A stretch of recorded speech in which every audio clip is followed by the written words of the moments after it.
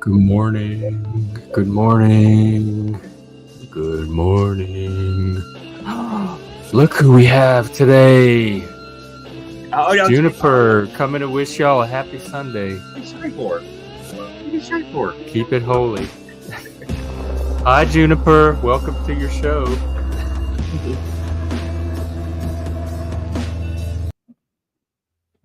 Good afternoon / morning to everyone. Oh, yeah. Fuck. Why do I always think it's morning? We don't even stream till noon over here. Some reason I keep thinking it's like a morning show. Maybe it is for some people. Well, anyway, happy day. And oh, happy day. Oh, happy day when Jesus walked. I have a couple of Twitter videos to show. And that's about it. And then if anybody wants to come on and talk about things as usual, it's open panel.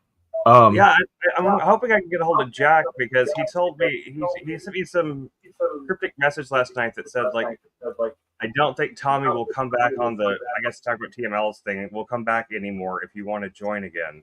Oh, that would be excellent. I would love that. I would join again. Did he take him off as moderator? I have no idea. I just and I asked him what happened. He said I'm not exactly sure, and then he never answered me again. So I'm gonna. Hey, Dobez. Oh, Dobez. Hey, man. He was on Machine's show last night because I caught a little bit of it at the end. Jack was. Well, that's yeah. Maybe he can. I was hoping maybe he'd be able to come on and fill us in on the drama. You know. Yeah. Maybe. All right, I'm gonna get to these videos. The first one is, remember that article I showed like a week or so ago about the increasing number of women in academia and the changes in values and approaches.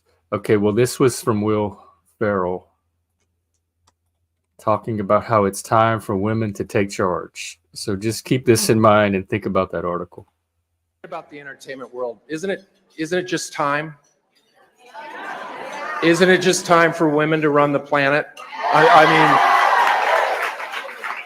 I'm not just trying to placate you, I swear. But I don't know what else to do because we, men, we've been running the show since what, 10,000 BC, something like that? And we're not doing so good. So please, can you guys just take over? No, and I'll tell you why. Plus, he's looking old. He looks like an old U.S. president, like like he should have a top hat and a cane or something. No, because he said that they're not doing so well, but the not doing so well started when the women started taking over. That's what he's leaving out. Like that's when the decline started, because we looked at that article the other day that showed it. That as women get empowered, this is what happens. And he's trying to say that that's because of men. No, it's because of the people that you want to take charge. And maybe he's just to Will Ferrell. Maybe he's just tired and doesn't want to do stuff anymore. He just feels like women can just take over like his various jobs. Oh, like mom, like just like let mama take care of it. Yeah, let mama handle it. What a wuss. I like his movies. You can watch his movies, but don't listen to his tweets. Okay, this other one is either that he was actually making fun of everyone in that crowd and just trolling them. That's also possible. This is Will Ferrell. Will Ferrell is a known troll, so let's not. I don't know. I just know when women get in power, traditionally my life gets worse. So my goal is to keep them out of power. At least in the personal sphere. You and Joshua Jones are like right there on the same like level then about like repealing. Yeah, Joshua Jones we simpatico on a lot of things. I don't have a problem with women. I just have a hard time being under their authority. Okay, this next one. Remember how I've been saying I want an AI guest so I could have on the podcast and interview them? I actually want a whole team of AI, like panelists, so I can just do a panel every day and don't have to wait for real people to show up. Okay, well, take a look at this little video. Sure. You want it warm? It was so nice talking to you today. Honestly, I've never met anyone like you. The world is harsh, except you. That's what's coming, y'all. I don't want a cartoon. I want something more realistic, but they're on their way. You're soon going to have AI people. You can have. Would they even be parasocial? Is that even considered social? Relationships with? I mean, well, they already had that. They already had that app that would fake a girlfriend for people, and then people got so attached to it, and they realized that it was becoming really toxic. They shut it down, and people had it. What's it called? I didn't hear about that one. You didn't hear about that? Oh gosh, what is it? No, I don't keep up with. This was earlier this year. This is just earlier this year. What was the app called? I'm trying to remember right now. I'm looking. TCPS. What do you think about that? Like with gender roles and everything. Now we're gonna have fake genders to interact with.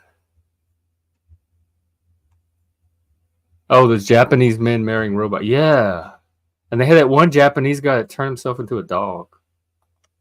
Is this just decadence? Is this just like first world decadence? The hallmarks of having reached the decadent stage that we even have the time and luxury to sit around and do this?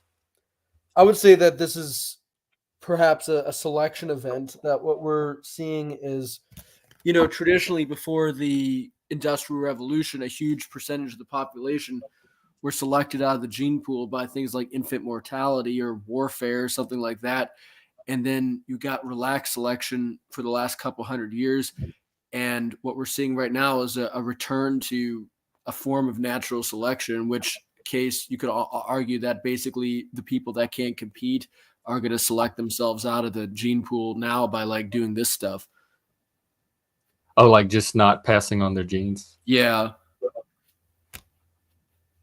So the type of person that would be drawn to this is not the type of person we wanted the gene pool anyway? I'll tell you what, I don't think there's too many Chads that are going around having AI girlfriends. That's true. It's all the incels and the soy boys. I think generally speaking, the sorts of people that are doing that are the sorts of people that would have been part of infant mortality in pre-1800 society. I don't know. I just can't carry on a relationship with a cartoon and think that that's any kind of substitute for an actual human. But people watch cartoons all the time and anime and stuff and develop attachments to the characters. Well, the problem is that it becomes a way of actually dehumanizing the population. Like, I think that this is a complete, utter disaster. That or transhumanizing them. Yeah, well, I mean, to me, that's part of the dehumanization process, is the idea that, like, if man is nothing but machine, that does not actually uplift man. It does the exact opposite, downgrades man. Machine is something that cannot feel, that cannot actually experience the full experience of humanity. The fullness of what life truly is cannot be condensed down into this mechanistic robotic framework. An attempt to do that robs us of our humanity.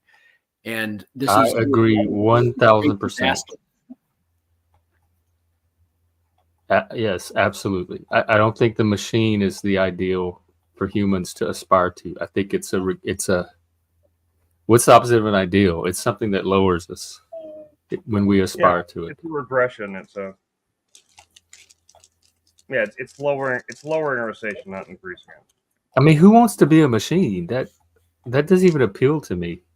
Well, it's interesting. I asked, or I had regimented. I wrote an exam recently for my high school students, and there was an essay question on the exam, and it was basically like, what is the number one problem that's facing American society right now, and how do you fix it? And by far, the answer that was the most popular was AI. Like they understand instinctively that there's something wrong. Not even climate change. No, it was AI. Like, it Wow. was, And these are high school kids, high school yeah. level.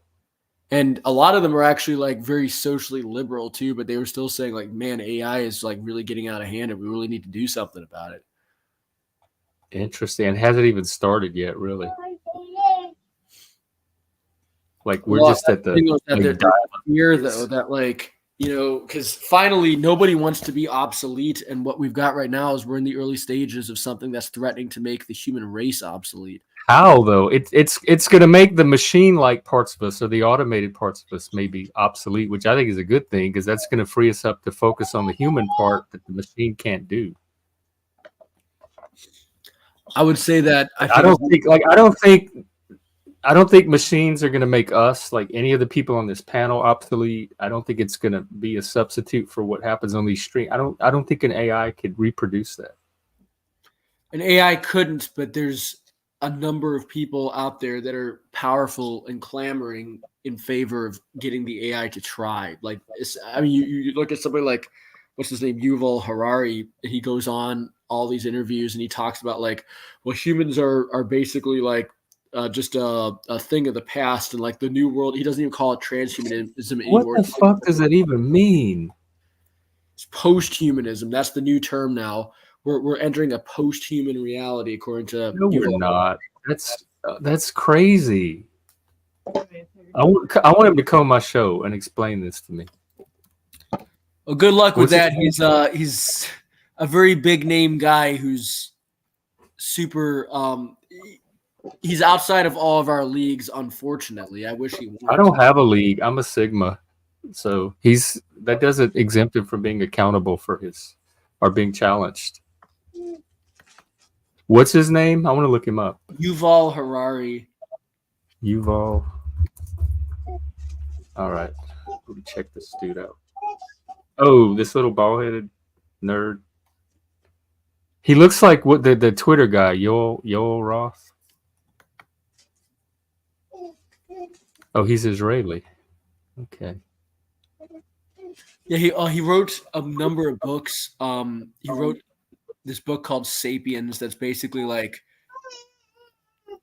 it's sort of this like transhumanist manifesto where basic point is like we're transcending this dark, horrible reality of natural existence, which of course, you know, all these guys are into that, right? The idea that everything is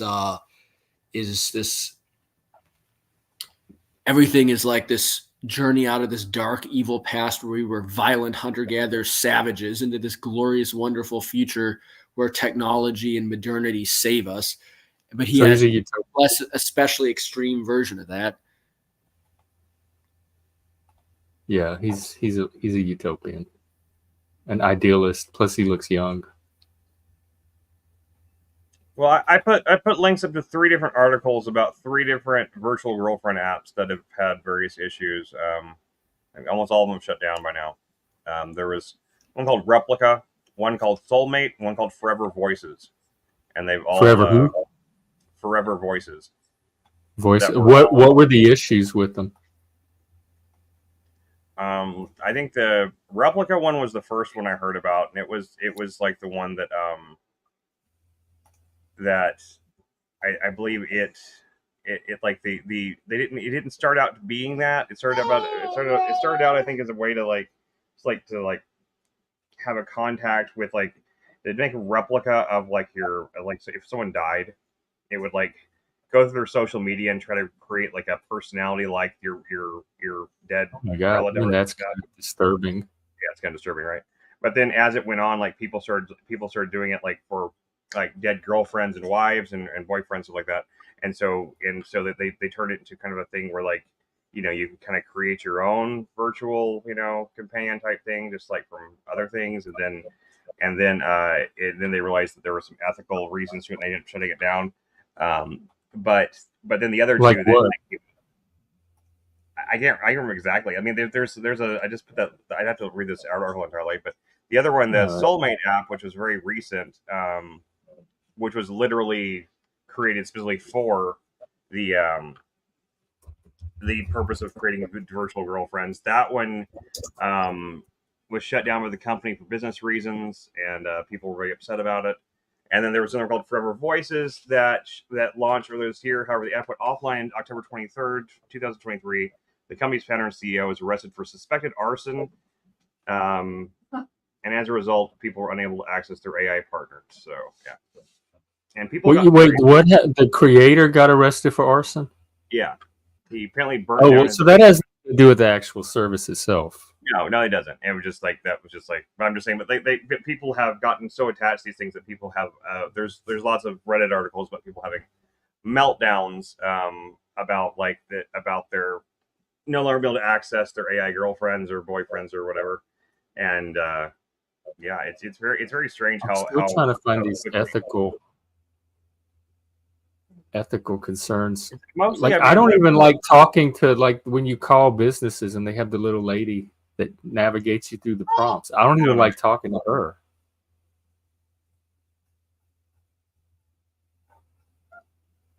I guess I wonder, like, is ASMR similar? Do they get the same need met through engaging in AMSR videos? I guess engaging is a strong word. Passively sitting there watching them.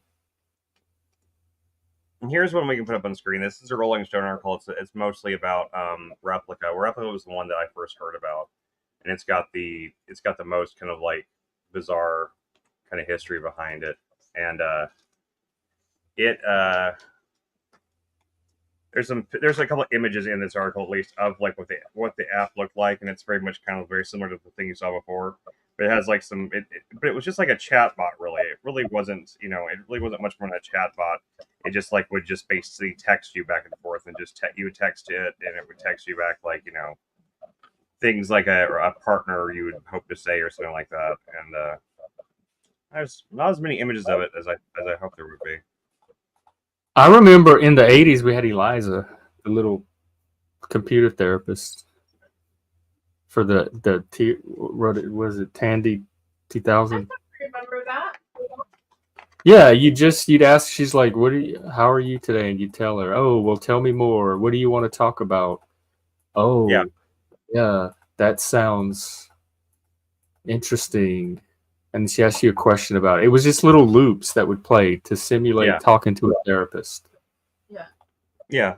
And they've been using those. It was all basic. It was all written in BASIC. Yeah.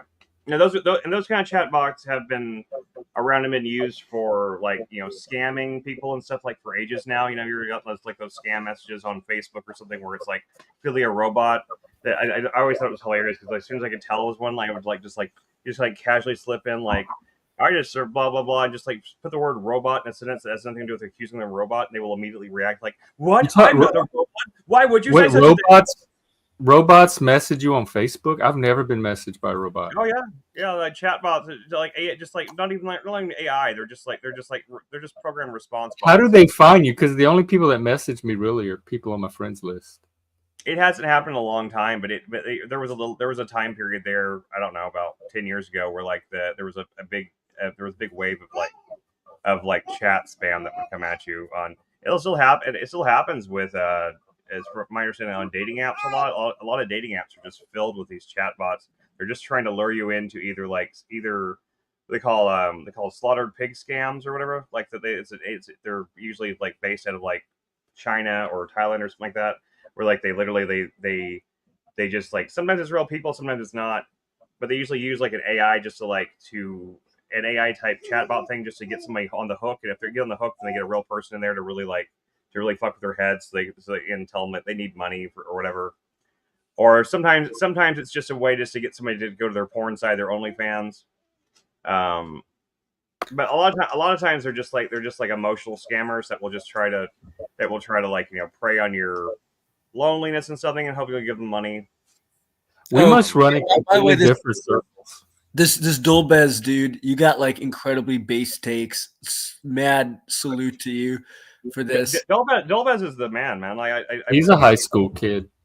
He's usually really, he makes a good point here that because the cure for socially ineptness is experience, like socializing, being around people. Not like you're socially inept because you isolate from people and you interface or you are isolated, because that's the other thing. Like, you can't say it's all just the person's fault for being socially isolated, because oftentimes they live in in a world that, or in a community that is actively harming their ability to develop these social skills.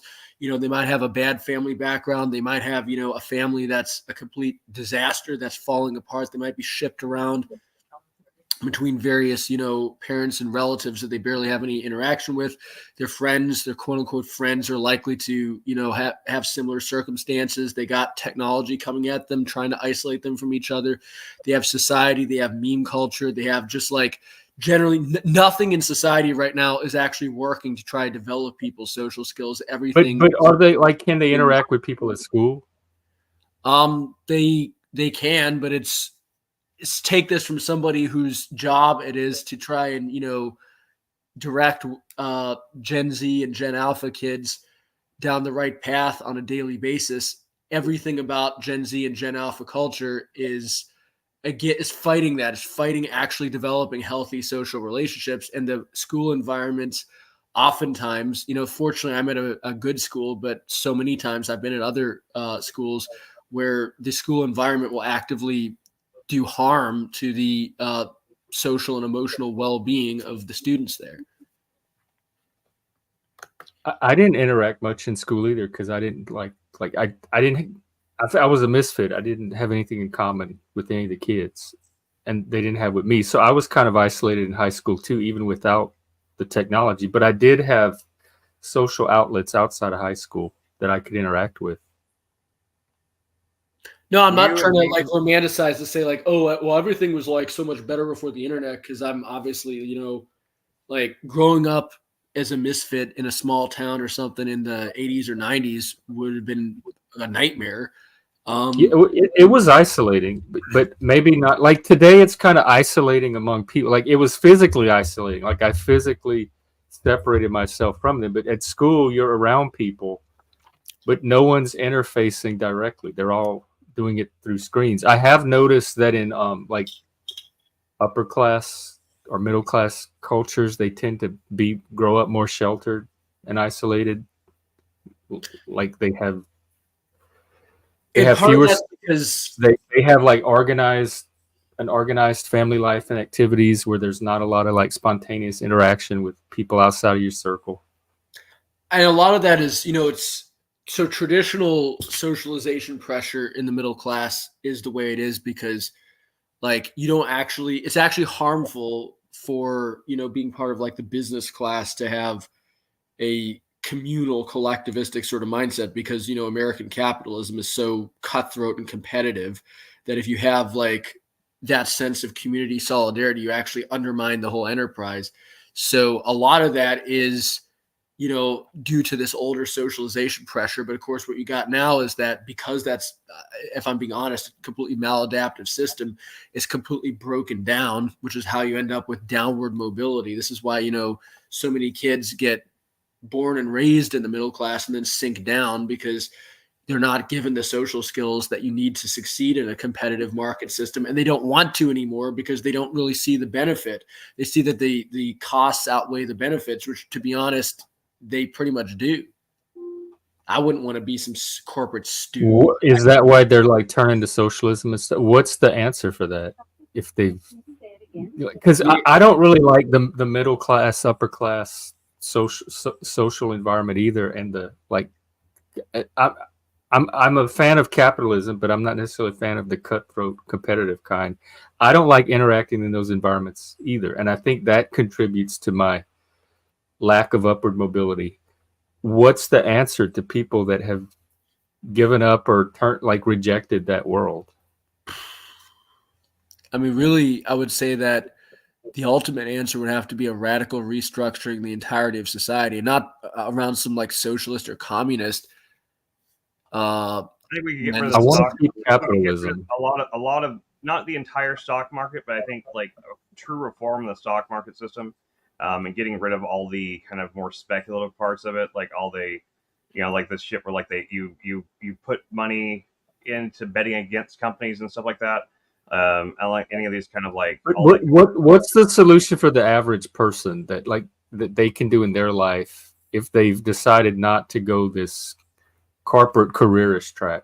Stuffing money in a mattress? I don't know. I mean, But where do you I get the would money say from? becoming less Anyway. oh, robbing banks probably. Sorry. Okay. So I that's would that's say, probably the you one know, for me. become less materialistic. In my own case, you know, I've lived my adult life pretty much poor, and I don't have a problem with it. I've learned, you know, Same here. living in a Yep. small Same little here. apartment and not, you know, not having that much. It's not that bad. Like I don't have an issue with it. Like I don't mind being basically underemployed given my education, and I don't mind the fact that's been my entire life. That I'm, you know, I'm not ever going to become like a big rich Wall Street fat cat. I don't want to be. Like I'd rather just have enough to get by and keep my sanity and keep my freedom. And Yeah. I think we need to sort of embrace this post materialism and learn that that stuff isn't even worth chasing, that, you know, the costs do outweigh the benefits, because you kill your soul trying to chase just all, it's always just a little bit more, and then you're never satisfied with what you got. You finally make it big, and then all of a sudden you want to make it even bigger. And this is how you end up like Jordan Belfort or somebody like that, just doing a bunch of illegal shit. And then more often than not, you do get caught, even if you're not, you know, handled I don't know who that is. gloves. Oh, Because you see the Wolf of Wall Street movie, Wolf of Wall Street, Oh, okay. Scorsese film. The DiCaprio character is. Yeah, was I think I saw the movie or started to see it. It's a fun Well, movie. If you haven't Brad seen is it, making so much sense today. I relate to everything he's saying. yeah, I may do. I completely agree with everything you're saying, man. Everything you're saying, and That I can't think combine that all is that. your path more than the island culture thing. What you're just talking about, like today in American society, this is going on, and these are some other options. Yeah, becoming less materialistic and focusing more on smaller communities definitely be a big help. I mean, that's, you know, it's obviously that's part of like, you Yeah, know, I've always been that way. Like I grew up poor. I'm not materialistic. I've never had material aspirations. I've watched all my friends and family do it, so I've seen what it looks like, but I've never had the urge for it myself. I mean, and to a degree, not being materialistic though, I not can live having that very mentality, simply.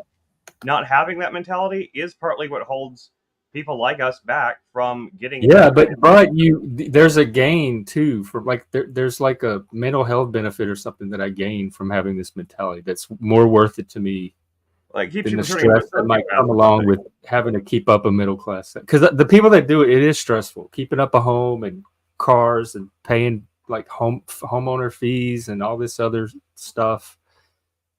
There's Even a though stress to it. I've never owned a home, but like I did, you know, we used to have 2 cars, and like, and we were doing I mean, before everything went to shit with the pandemic and everything like that. Like, I was keeping up with everything. We didn't spend outside of our means. We were still like, we were, you know, steadily kind of like, we were lower middle class, I guess, for a little while, and it wasn't so bad. I mean, it was nice to have some financial security, but it wasn't like, I mean, we weren't like wealthy by any means. Like, I didn't have just tons of disposable income. I had to save up for things that I was trying to build my studio with and stuff like that. And I managed to save up here and there and get a little piece here, a piece there. And, you know, it took a lot of time to do that. But it was, you know, it made everything that I did acquire for those purposes. I didn't acquire just stuff just to have it either. I acquired things that I was trying to build, you know, I was trying to build towards like my studio so I could create things with. So it was, I felt like it was a good use of money and time. But I mean, it is like being less materialistic overall, and like not focusing on money for money's sake is definitely a big thing. Like even if I were to win the lottery, or I was to get like, you know, I was like, you know, get some idea and from some angel investors, and they were to give me like, you know, some insane number of millions of dollars to like start this business or something. The last thing on my mind would be getting like a massive McMansion house or buying a Lamborghini. You know, I don't even care about those things as a poor person. Like, the last thing I give a shit about in this world is a Bugatti. You know, I don't give a shit. I have no desire to have like ultra rich like luxury. Well, some of it's status, but when you Yeah, I enter know. that world, your status relationship might change, and the Yes, selection but pressure I don't might care about the change. status though. And like even Yeah, I don't whenever either. we were doing But get that's my, a Sigma thing and maybe a neurodivergent thing. So we could be talking about neurotypicals too, mostly, very and traditional like hierarchies, which we I tend to would fall say out. Like I'm perfectly happy sleeping on a couch and eating frozen TV dinners the rest of my life. I do not have high needs. I Sure. can live very. I mean, I want the best for my kids, obviously, but at the same time, I don't want them to be raised in some sort of like ultra luxury type thing where they never have to learn any sense of work or work ethic or anything either. So I mean, I wouldn't want to put them in that situation either. I wouldn't want them to have to worry ever about food and lights and stuff like that. Honestly, the number one expense I have besides rent, like the things that should be luxuries in our society, right?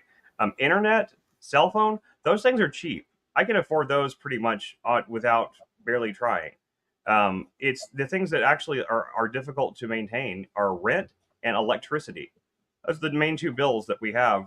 And our electricity bill, even if we keep the air conditioning off and like we keep our lights down and stuff like that, and don't like run a bunch of like power stuff all the time like that, our electric bill is still $400 a month at least. Damn. It's ridiculous. I mean, and we've tried to like cut that cost best we can, and it's always that high. Even we've tried different companies, we've done all this stuff, and it's just like it's always insane. Um, and then you've got and then rent itself is just like the rental market has just gone way, way, way, way, way, way up. And then like that was one thing that that Lib pointed out the other day that was really interesting that I didn't know about. That apparently there's a bill right now that they're trying to pass to get all of these private investment firms that have been buying up the real estate that they're supposed to divest from all their residential holdings within the next 10 years, which isn't going to help anybody anytime soon. But I think it should be more like now. They should have to divest from them within a year. But yeah, but I mean that would still be a huge step in the right direction of getting rid of like these. I guess that's the reason why. Whenever I first moved here, this place was owned by a local real estate company. This apartment complex was. Sometime in the first 2 years that we lived here, it got bought out. And I only know this because I happened to be in the office paying my rent one day whenever the new owners came in, and they were non-English speaking Chinese investors that came in and were like touring the facility that they were buying. And so like this place is owned by like Chinese investment companies now, and ever since the Chinese investment companies bought it, they have they have ratcheted the rent up like over every couple of months until the point where we had a $900 apartment that's now $1,650. Oh my God. There's no law that limits the amount of rent they can raise per year. No, I mean, well, even if there is, I've lived here for 7 years, so like but as far as I know, there's no law because they've raised it. They raised it like the first time they raised it like $250 like 1 month, and the next month they raised another 100, and then it was 6 months later before there's another increase. But still, it didn't take long for it to go from 900 to 1,600. So and it's that's a major expense difference whenever even on the income we had before lost our jobs and everything happened. That's still a major burden to try to like. That's the part of the homeless crisis that I have sympathy for. Not the drug addicts or the mentally ill people that can't live in society, but the families who get priced out of dwellings that they normally could afford or that they could previously. I've looked around for anything comparable. Like we barely have enough space here as it is. And I've looked around for other places that might be just close in the just close, not even like saying like the exact same or more, but just things that are close square footage wise to what we have here. And I can't find anything in this area that's actually any cheaper, except for maybe $50, $100 cheaper maybe. But it wouldn't make much difference because the cost of moving itself would be so extreme. It's just an extreme like thing that it would make no sense. And at least right here, right now, because we've been here so long, we kind of get grandfathered in with like our lease. They let us. Well, that's the market right now. Then. Yeah, it's just the market right now. I mean, the market's just like that, but the market's like that because of all these outside foreign investors that have come in and bought up all of these. Why is it not supply and demand though? That determines that instead, like investors, if investors come in and arbitrarily ranges the prices to 2 million, they're just not going to have renters. Like they're even constrained by market forces. Well, there are entire skyscrapers in New York City that are empty. because of foreign investors that come in, like, and they raise the rents and everything so high, they keep the building empty, in hopes to increase demand. But They what do. what proportion of the problem do you think that is? Because that sounds rather rare, like not the norm.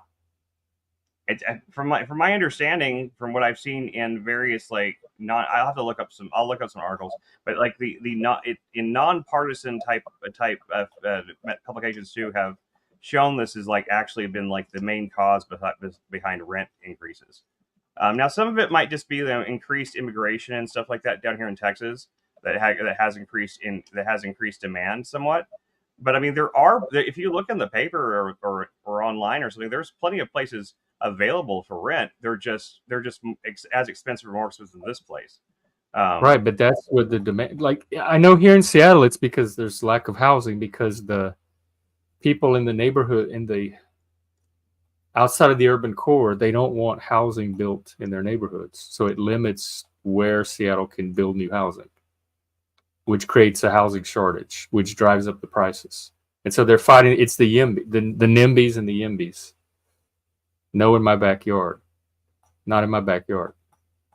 So it's the crowd that keeps voting against rezoning areas that would allow them to build additional housing outside of the urban core. That's the other thing. The other main cause, and I just looked this up, like the Bing AI thing actually gave me a good answer here. Is that okay? So one thing has been inflation, of course. The other main contributing factor has been short-term rentals like Airbnb. A lot. There's tons and tons of places that people are saving their properties for that instead of renting them to. Yeah, instead of renting them to like actual families, they're only for short-term rentals that they can charge a lot more for. The wages in general have, even though employment has, some unemployment has somewhat recovered, but median wages have fallen like excessively since COVID. Like there's jobs again, but none of those jobs are paying as much as they used to. And then why? And then there's just generally speaking, like the rental vacancy rate in the country right now is at about 5.6%.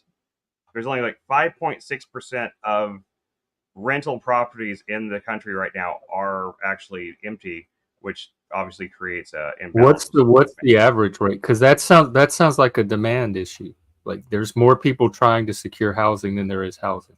Right, but I'm saying but what's contributing to the undersupply are things like the short-term rental thing, and also there are tons of empty properties out there that aren't even on the market, and they're being bought specifically for as investment type properties.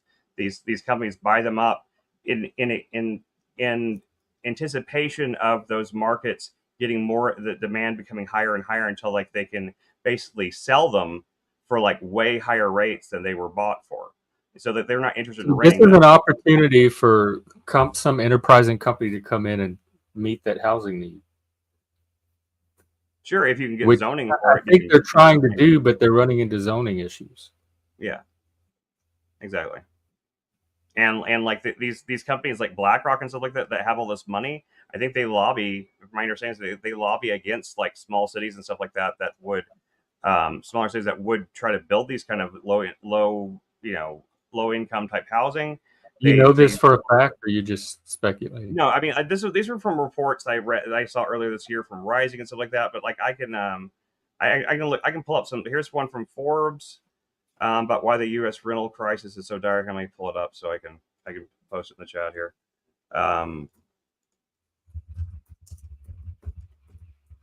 There's one from Forbes.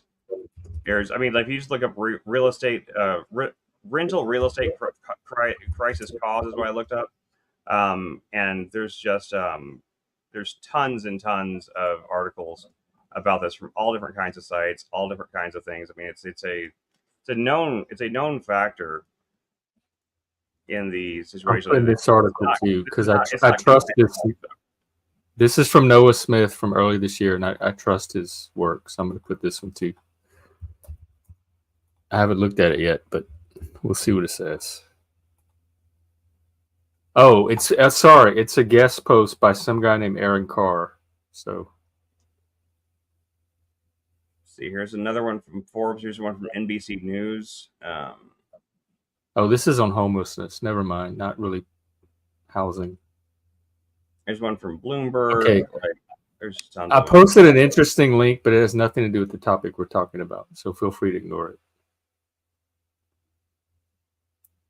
Here's one from Financial Times. It sounds like it's about around the right thing. What's causing the global rental squeeze? This is from 2022. It's from April 27th, 2022. Well, I'll tell you where there's not a housing crisis is South Louisiana. So everyone can go there. The real estate is so cheap down there.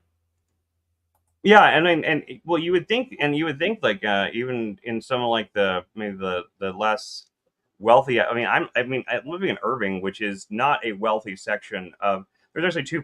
Irving is, even though the city of Irving is the city of Irving. There's actually two parts of the city of Irving. There's Irving and what's called Las Colinas, which is technically part of Irving's like geographic boundaries, but it's like just like rich part of Irving, and it's like the northern part, and like rents up there are. I mean, just looking for any place up there, even like a basic like one bedroom, you're looking at paying more there than you are here just for this. And like I said, Irving is one of the lower income areas. Almost everybody that lives in my apartment complex are immigrants, are Mexican immigrants that aren't like I don't think that any of them are wealthy per se. They all work for like painting companies and like none of them are like super wealthy people or anything like that. You don't see like we don't have Lamborghinis and Bugattis or anything like that in our parking lot. We have like mostly trucks and beat up cars, stuff like that. This is not a wealthy neighborhood by any means, but the rents are the same overall for everybody. So, it's just a fact of it started during the pandemic. Whenever people started basically when people because of the pandemic people stopped being able to afford the place they're living in, right? And so like these major investment companies came in, swooped in, and took advantage of that and bought up all of this, so it's all these houses that had been owned as rental properties for a long time for people. They bought them, and sometimes they would do something like where they would simply just repaint the outside of it, rename it, and try to pass it off as something brand new. If you actually went and looked at any of the apartments, which I did a couple times, they're the same shitty apartments that they've ever been. They didn't repaint the inside. They just repaint the outside. They give it a spiffy new name, and they raise the rent like twice what it was. And this has happened all over the place in the city. And I mean, it's not. Like I said, like I never would have thought it. But the thought that it was like Chinese investors coming in taking. I never would have thought that was a real thing, but I saw it with my own eyes. So I mean, because I asked the lady that's been the manager of the office. I asked her specifically.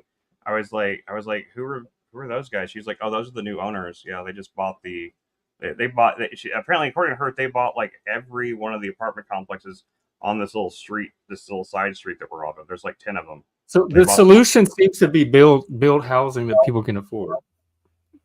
Yeah, and the barriers to that are things like zoning and regulations, and because if you could build any type of creative housing, earthships, tiny homes, whatever, mother-in-law cottages. One big issue in Seattle was they outlawed mother-in-law cottages, so people that own existing homes could not build a separate apartment in their backyard, like a garage apartment or something, and rent that. And so if you relax that law and allow people to build mother-in-law units, that would take some of the pressure off of the demand. So the opportunities are there, but there's barriers to building this housing that people can afford. According to once again the Bing AI thing, this is what it says: the rental housing crisis in the United States has been caused by a combination of factors, including inflation, skyrocketing rent prices, and a lack of affordable housing. The median price for rent. They don't say what the causes of those things are. It gets into it. Oh, okay. I mean, I think it does. Let me see. I haven't read through the whole thing first, but the median price for rent across the country jumped by 12.3% in July 2023 from July 2021 and was up 23.2% from July 2020. While the rent is rising, wages aren't keeping pace. Median weekly earnings for both men and women in the second quarter of 2022 were $1,045 per week, according to the Bureau of Labor Statistics. Before taxes, that's about $4,528 of income per month, which means the household bringing in that amount would pay more than 41% of their income on rent. People that spend more than 30% of their income on rent are considered cost burden, meaning those households may struggle to afford necessities, food, and transportation. The rental vacancy rate is hovering around 5.6%, the lowest since the mid 80s. The recession in 2008 and 2009 played a big role in that as well. The rental prices in Canada is also another thing, I guess. I don't know, but basically, I mean, I just looked at the Google AI, and it breaks it down into categories. Supply and demand is one of them. Housing shortage. There's not enough housing. Increased demand for the housing and limited affordability. They're not building homes that people can afford. Stagnant wages, investor activity, and limited government support are the economic and policy factors.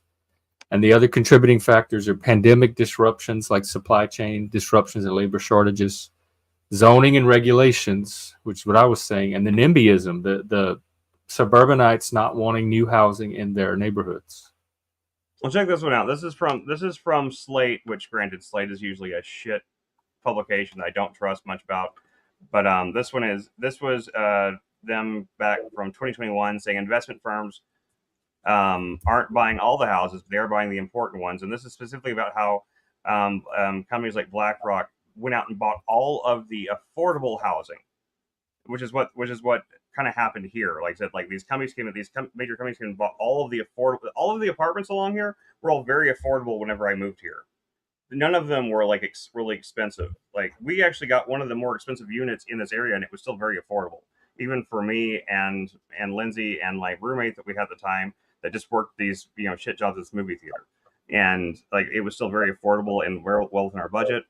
And then you look at as his Invitation Homes, a $21 billion publicly traded company that was spun off from Blackstone, the world's largest private equity company. In 2017, Invitation Homes operates in 16 cities, the biggest concentration in Atlanta, where it owns 12,556 houses. Although it's not much compared to the 80,000 homes sold in Atlanta each year, according Invitation Homes, about 90% of the homes for sale in some zip codes in Atlanta in the early 2010s. But anyway, the point is they bought up all of the housing that was considered affordable, all the apartment complexes and stuff like that.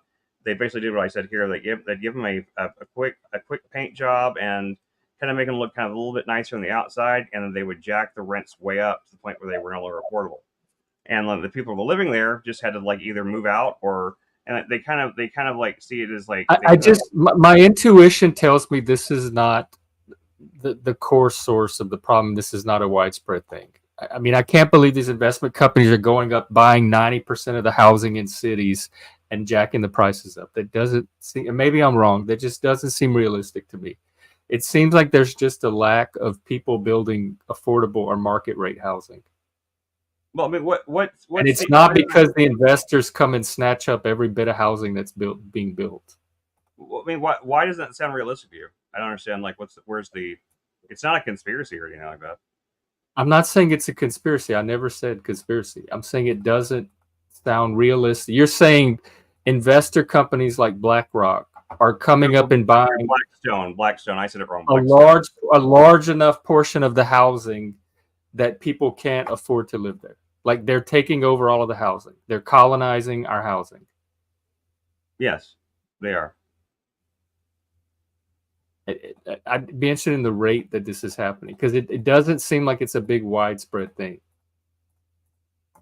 Well, basically, they're doing it in cities where there's like a lot of movement too, or like where there's a lot of not necessarily immigration, but migration from one state to another. So a lot of people were, whenever it started happening here in Texas is whenever there was a lot of migration from Texas, from like East Coast and West Coast cities like California and New York. There was a lot of people leaving those big cities and they were coming to Texas. So they started buying up a lot of the low income housing here, sprucing up a little bit, and then trying to sell them to these people that were moving from, people that were coming from like tiny little like closet apartments in New York, paying all those like expensive rates. They could take those people that were paying all that money for barely nothing for a place that's like twice the size. Now down here it's really not that much room, but if you're used to living in a closet in New York, and you come here, I can see that happening to a subset of the housing if you're catering to that particular market, but not the whole citywide housing system. That there would still be market rate housing for everyone else. I don't. I mean, you would think so, but like I've at least in the city, especially in neighborhoods where the yuppies don't want to live. They're not going into the ghetto and buying up houses and trying to sell it to yuppies. Oh yes, they are. Yeah, they like, for example, like what, like the ghetto here. Well, I challenge that, and I just on my intuition that yuppies are not going to want to live in the ghetto. Like no matter how fancy you make the apartment, they're not going to want to live in a ghetto neighborhood.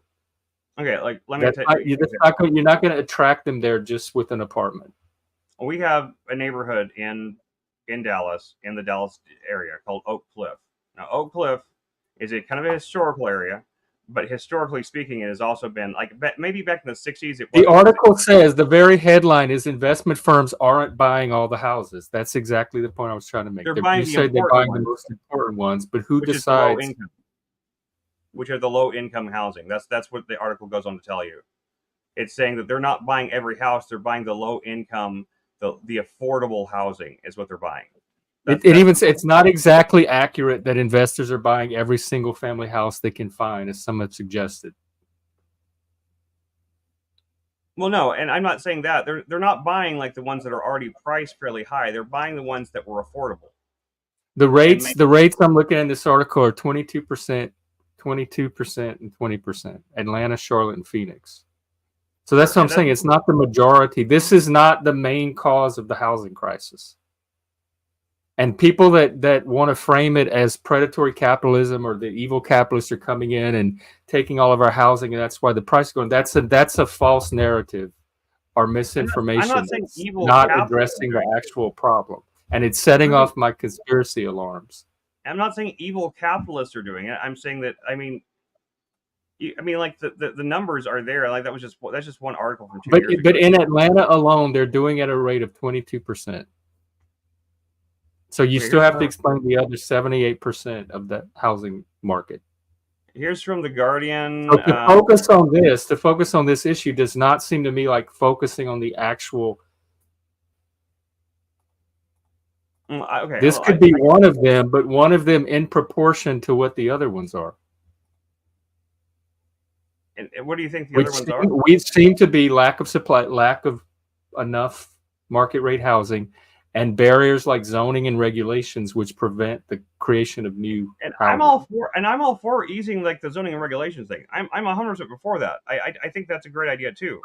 I think that if they were allowed to build housing more affordably and more consistently, that'd be great.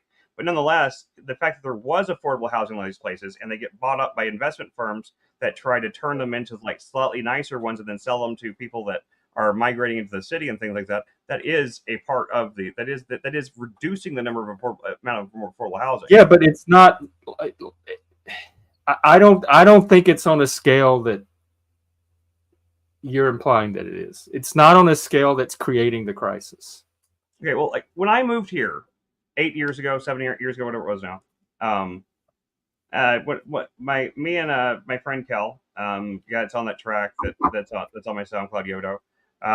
Like we took a bus down to see his grandmother who lives here in Dallas, and she lives in Oak Cliff. Now, Oak Cliff has been, traditionally speaking, is the kind of the black neighborhood, like the ghetto part. It's like mostly Mexican and black, and it's not like the dirtiest, nastiest thing I've ever seen or anything, but it is definitely has like that vibe you get from like watching a movie about like from like Boys in the Hood kind of thing. It's not quite that bad, but like you see like the neighborhood parts of like that movie. I mean, these are like older, low, like single family home type things, and they're all kind of run down, and it's like it's not a bad area, but it's not nice, and there's plenty of other parts of that area that actually are like kind of scary. Like you don't want to end up in them. At certain parts of night, you certainly don't. It's just like that. There's definitely a danger there. Well, about 4 years ago, I don't know. You could say it's yuppies. You could say it's whoever. A whole bunch of like the real estate in that area got bought up. Like these little like warehouses and stuff got turned into studio apartments and all this stuff. And like, I mean, I'm not talking like just like they did like these little bohemian style, like, warehouse type things where there's just concrete floors and it's nothing but like just a warehouse that's been pardoned off from other part of warehouse. And like they call it an apartment. They charge like, I'm serious, like these look like $5,000 apartment, $5,000 a month apartments. And they built a lot of like new restaurants and put this really nice. Yeah, but none of that's keeping the rest of the people from finding apartments. that I they're mean, creating this little like raises- yuppie enclave. but it is- raises the rents it's on not- everything that's around. I did a Twitter search, and here Noah Smith said, "Hey, guess what? The left NIMBYs are once again full of crap, and BlackRock, etc., aren't causing the housing shortage." Surprise! He's basing this on a study that was done in this Dutch. There's a Dutch investor ban on property, so the Dutch banned what you're talking about, and it showed that home prices actually went up, and the wealthier residents started moving in. Right. That's what I said, though. No, they're saying that when you stopped the investors from buying up this property, that the housing prices actually went up because the rich people kept coming in and buying. The individual wealthy people kept doing it, and it Yeah, made the price higher. So it sounds like it's something people are going to do anyway, and it's better to have BlackRock do it than individual wealthy people.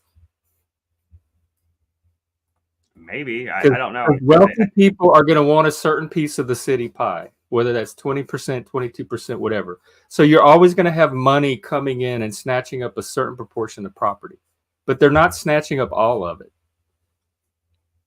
And don't get me wrong, I want to make sure. I'm not like to say against gentrification. I think gentrification can be great, and it can make like really crappy areas like not only like livable and usable again, like make it really nice areas out of it, stuff like that. I tend to love a lot of the effects of gentrification in a lot of cases, but it does actually price people out of their homes in a lot of cases, if they're rentals anyway. But that's always going to happen. Like in some part of the city somewhere, and it's not necessarily I think I'm pushing it back against this like evil investor narrative that are making life difficult for poor people or even middle class or working class people. I have no problem with people like I'm not one of those people that's against the idea of landlords and people that own rental property to make like to like. I'm talking about BlackRock and these investment companies you're talking about. Well, I mean, but like you saw like The Big Short and stuff like that. It's the same thing. Things that happen there. Like they would own all of these leases and stuff like that, and they'd get repackaged. The loans would get repackaged, and they get sold into these bundles here, and those bundles would get bundled into some other things. And so like it's not even clear where the money even the stuff even belongs to. I'm talking about the buying up the property thing. I know. I'm saying that kind of thing was happening somewhat back then too.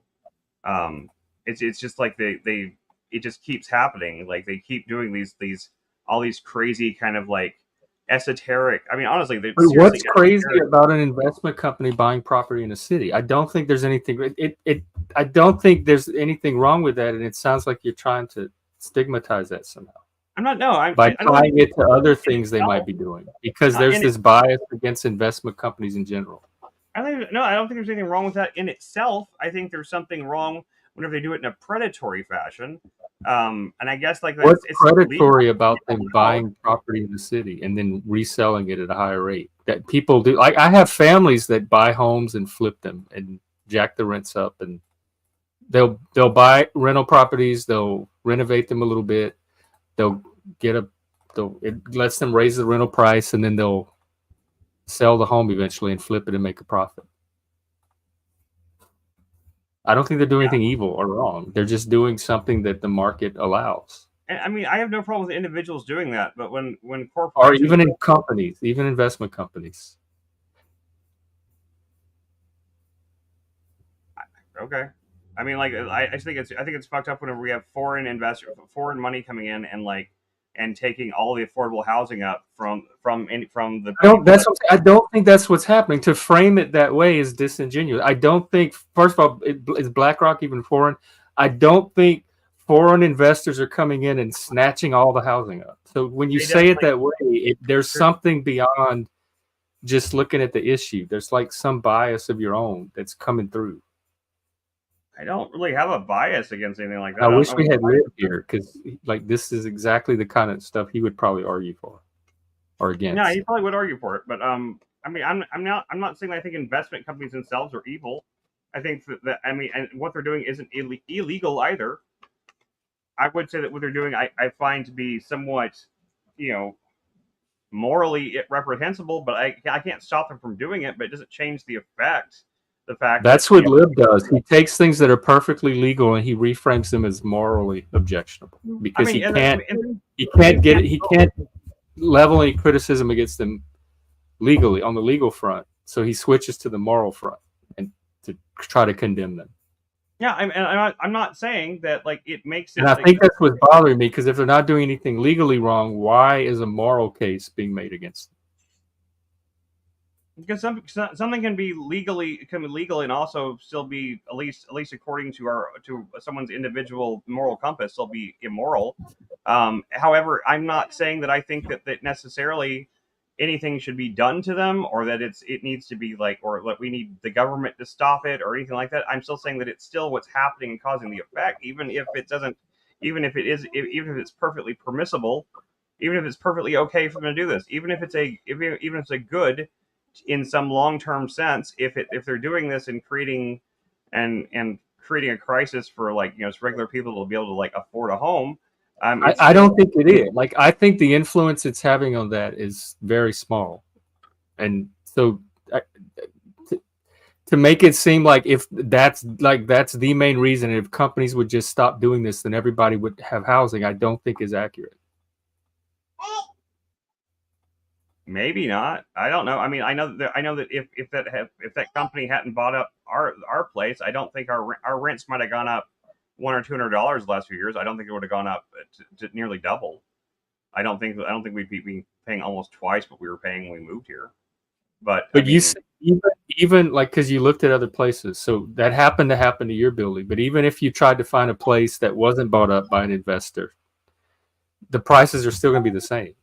Well, as far as I can tell, there aren't any places around here that aren't owned by mega corporations now. I mean, they all have like, a lot of them even have like the name of the company that their main like thing underneath their sign. If you look closely, there's a fine print that says like owned by whatever now. I mean, maybe there's if I could find some that were like, there are some really really ghetto places I've seen that that are teeny tiny little like 1-bedroom things that are technically cheaper than what we're paying here. Not much, but a little bit cheaper. But once again, when you add the cost of moving and everything into that, and the fact that like we wouldn't have room for most of our things in general, so we'd have to get rid of even more stuff than we already have, and we would be all cramped in one little room. I guess that's maybe what's going to happen anyway. But I mean, it's not like, and plus we'd move to a much less safe neighborhood and other things like that. So it sounds like you're paying market rate right now, more or less, for what you have. And that it's not area, that it's just a predatory investor. It's just that the market rate was inflated by a number of causes. The market rate was not like a natural increase in the market. Over this area, I've even looked it up before. Like prior to the pandemic, like the average like market rate like rise in like this area for rentals and stuff like that was maybe $50 every 3 or 4 years. And then it skyrocketed since but it didn't just happen in your building; it happened to all the buildings. Yeah. So it's not the fact that this investor came up and bought your building.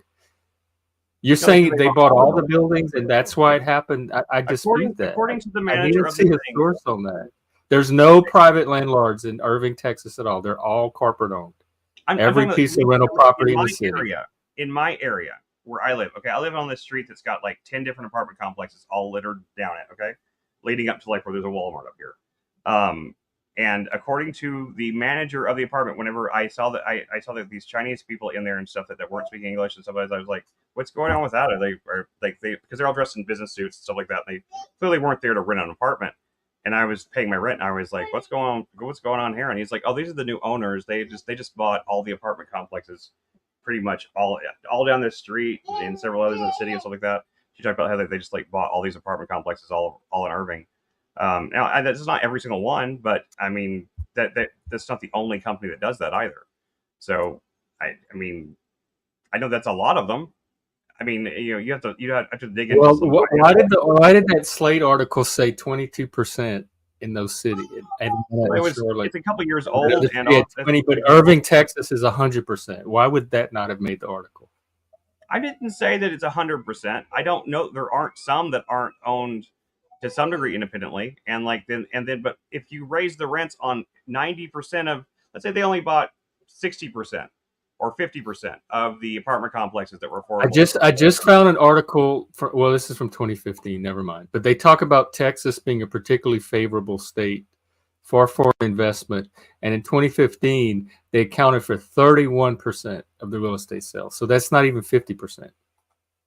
Okay, yeah, So there should be 70% of housing that is not owned by foreign investors, and I bet the rental rate would be the same as what you pay now. probably, but because if you increase, let's say 50%, let's just say 50%, because I know it's more than that at this point. It's say 50% of the say it's bought by foreign investors, they jack the prices up. That raises the market rate for everything, and therefore the other apartment complexes feel like they need to raise their rents too in order to remain to look competitive. I would have to see some evidence on that. Okay, I'm just going by logic here. It's just like this is the logic. I'm going by logic too. So we have different logics.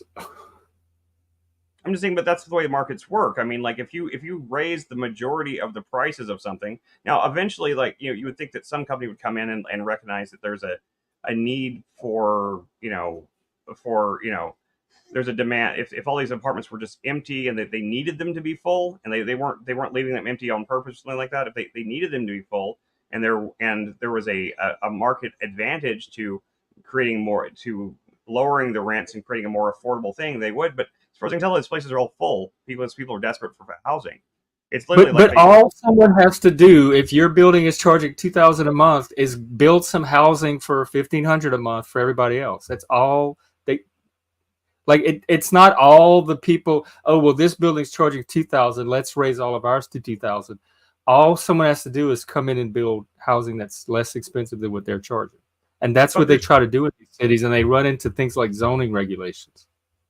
Yeah, I mean, I agree that zoning regulations are a big problem. I think a lot of these companies depend on that too. They depend on the fact that there are zoning regulations that keep new housing from being built. And when it does get built, the new stuff that gets built is very, very nice. Like there has not been any affordable type places. I've seen a few apartment complexes. They build affordable housing here in Seattle all the time, even with the restrictive. Well, that's cool. I wish they did that here. In fact, I think there's law. I'm not sure. Don't quote me, but I think there's some kind of law where they have to include a certain amount of affordable housing for every. Well, that sounds like a very Washington State kind of thing. It doesn't surprise me there. There's the more liberal leaning cities do tend to have laws like that. I mean, states. I mean, Texas does not have, as far as I know, any kind of laws that require any kind of what's that word? Parity between affordable and non-affordable housing. I mean, and at the same time, it's not just that when the rents go up in like the lower income areas, like where I live, it means the rents go up in more expensive areas as well. Like you can find tons of rental houses up in like Plano and Frisco and stuff like that are available and everything. But I mean, if you can afford $5,000 a month, and like they're nice places, like really, we're talking about like like just super nice houses. And if I had like maybe if I had like 6 close friends that I could trust to live with, live with my kids and wife and everything or something like that, maybe I would, we'd pull our sources in together and we'd all go live in like some McMansion up there or something like that. Because like in proportion to what we're paying here, the amount of house you get in Plano for the price doesn't scale properly.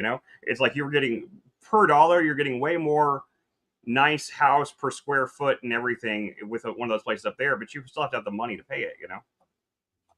We can barely pay this, so it's not like that's really an option. Like I said, like we talked about doing that when we worked at Amazon. We had lots of coworkers and stuff like that. We talked about going to Plano, and like there was places out there that were like 7-bedroom houses, 7-bedroom houses that were like these like nice like little tiny mansion places with like 2 car garages, and like it was just like these immaculate, beautiful houses, and you could get them for between $3,500 to $5,000 a month.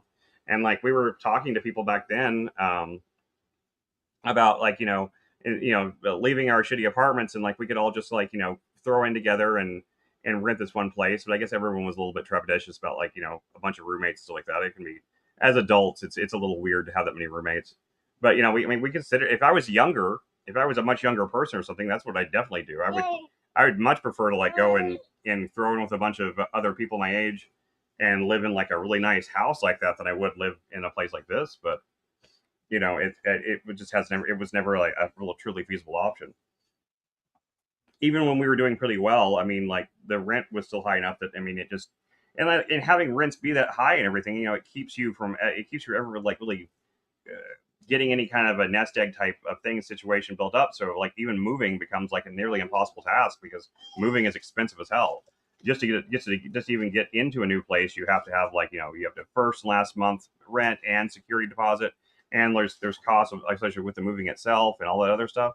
There's a lot of moving itself is expensive, so Yeah, I it know. kind of keeps you trapped in one spot. Believe me, I've looked for other. You also don't have an income. How different would all this be if you had an income? Even when I had an income, I was looking at this sort of thing. I was trying to find a way out of here, and even that was during the pandemic before I lost my job and stuff like that. Even when I had an income and we were doing pretty well still, that was whenever like all the rates started going way up and everything like that, and it would not have made that much of a difference because even though we were doing okay, we weren't like desperate. At the end of every month, we had some money. At the end of every month, when we were saving a little bit here and there, but things would come up. You'd get a flat tire, you'd get this or that. That would kind of drain that somewhat. But but it wasn't like we weren't stressed about it. We weren't stressed about food. We weren't stressed about those kind of minor inconvenience type things. But at the same time, it didn't leave a lot. It didn't leave enough money to go and just move to a new place. Believe me, we looked at places. We looked at tons of places that we would love to move to. But I mean, but I mean, some of them we looked at places that were like the same size as where we live now. They were just a little newer and nicer that were up the road here, and they were just like they might have just a little bit more square footage to them, and just a little bit more room here and there. And the price increase from where we were then, which at that time, this place wasn't 1,600, it was 13 or 1250 or something like that. It's gone up a lot since then, and the price increase from where we were living here to there was almost $1,000 more just for a slightly nicer place. So it was not even it wasn't a feasible thing to do. But I mean, and it might be that's all anecdotal. That's all my experience. That's all the stuff I've seen from news reports and various things like that. And it's not. I'm not saying that I'm a definitive source on this by any means, but I do think that there is a slight crisis, I guess you could say, in the in what's happening with housing, and I think there's a lot of price gouging. I think there's a lot of I don't know. Maybe it's probably nothing conspiratorial. It's really nothing like it'd be easy to see it from the thing of like these corporations just hate poor people and shit like that. I'm not saying anything like that. I just think that I think that they're just being ruthless business people like you would expect them to be. Yeah, it sounds to me like just ordinary capitalism. Just ruthless business practices that specifically kind of like unfortunately harm lower income people more than anybody else. What's ruthless about buying property, renovating it, and then renting it at a higher rate? People do that all the time. Like I know individuals that do it. Sure, and when an individual does it, like the individuals can work with people, can be human about things, but a corporation, there's no human element to it. But human is not going to change the price of your rent, so it doesn't matter. Like the human element is not what's determining whether your rent stays the same or goes up. I disagree. I've had landlords in the past that were like the individual owners and stuff like that, and that actually would negotiate with me about things. I don't have that ability whenever you have a corporation. Well, that's an individual thing because even individual landlords or private landlords are not obligated to negotiate or take that into account when setting their prices. They're not required to, no, but just the fact that there's you can actually meet the person, you can actually contact the person that owns the property, that you aren't dealing with some faceless company, that you have some ability to actually contact them to be. I don't like facelessness either and corporatism and all that, but I don't have anything against it. I understand it's probably here to stay for a while. It's here to stay. But it's that's not what's affecting your rent. Like you can't pin my rent would be lower if I had this nice old lady landlord that I could talk into lower my rent. That's not an expectation built into capitalism. No, It's not. It's Because you more, could even have a nice old lady that says, I'm sorry, this is the price I have to charge," and she wouldn't be less evil than the capitalist, and the capitalist wouldn't be more evil than her, just because she didn't negotiate the rate you wanted. that's true. That's true. I mean, but at least once again, you'd have a point of contact, someone you would actually talk to. You would at least I have. mean, you could always try talking to the evil faceless corporation and see what they say. It I might can't. be in their interest to keep a renter that has a good rental record and make some kind of arrangement for a month than to. You never know. You have the same option with them as you have with her, and No, actually, and no. none of them guarantees. Like, I don't think it just because it's a private landlord that guarantees a greater rate of success of when you try to negotiate them with a private company.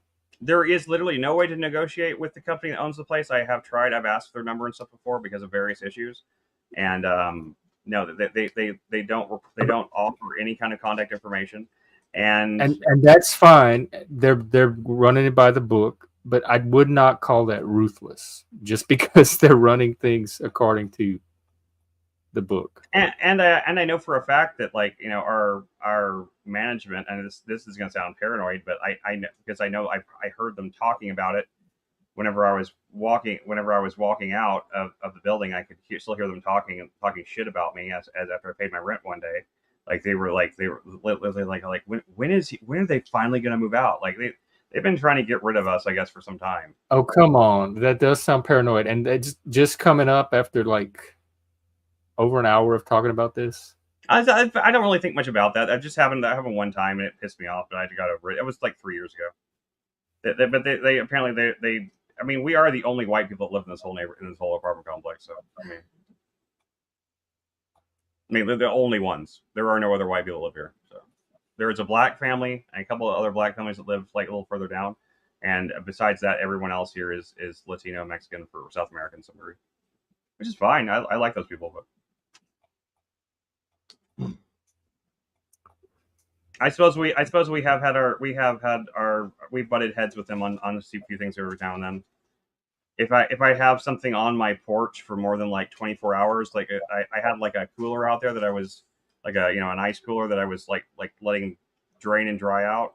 I left on my porch for 20 hours, and I got like a photograph of it and like a notification on my door saying they were going to charge me $50 if I didn't remove this remove this for the next day. You know, some people. Oh yeah, that would irritate me. That would make me want to move right there. Oh, I mean, I've wanted to move. Believe me, we've wanted to move for a long time now. We just haven't been able to afford it. It's just, even as expensive as it be here, it's still more expensive for us to move than it is to stay here because, like, we don't have any way to get that kind of money to, and not to mention just finding another place. We're probably not going to move into another place here anyway. We're probably going to move to Texarkana anyway. So, and so we have to be able to have the time to go to Texarkana, look for places and stuff like that. And it's just, we've tried to find another place here, but there just isn't anything that's. We could find something that's even something that's like considerably smaller. That would mean we might save $100, $200 on rent a month, which isn't really enough to like justify like a move like that. Yeah, it's just one of those things where we're kind of stuck here unless the market changes or until we find something in Texarkana where it is much cheaper.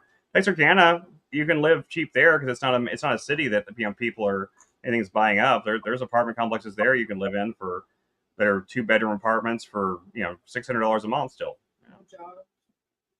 But there's no jobs there, so that doesn't help. But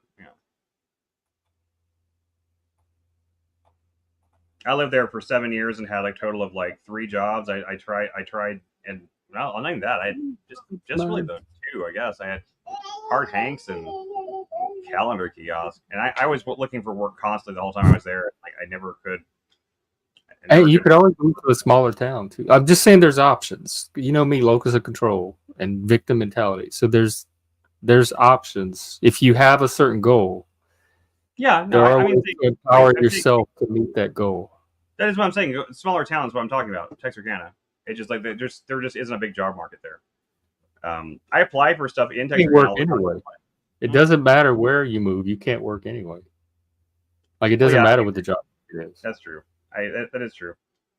I've been looking for work out there since before the vertigo happened, so it's just kind of habit, I guess. But I never get any callbacks anyway. So And I fixed up my resume and everything. I did all that stuff, and I'm trying with like work at home places mostly. I'm still trying to hear back from this peer counseling thing, but like every time I call the number that they gave me to call, like it's always like we're not we're out of the office today or something like that. Like leave a message and we'll give you a call back. They never do, so I don't know. So wait, the But next step was you were supposed to call and talk to this other yeah, person, and you I have to haven't been call. able to reach them yet. I had to talk to like this company that does financial aid for the Peer Force company.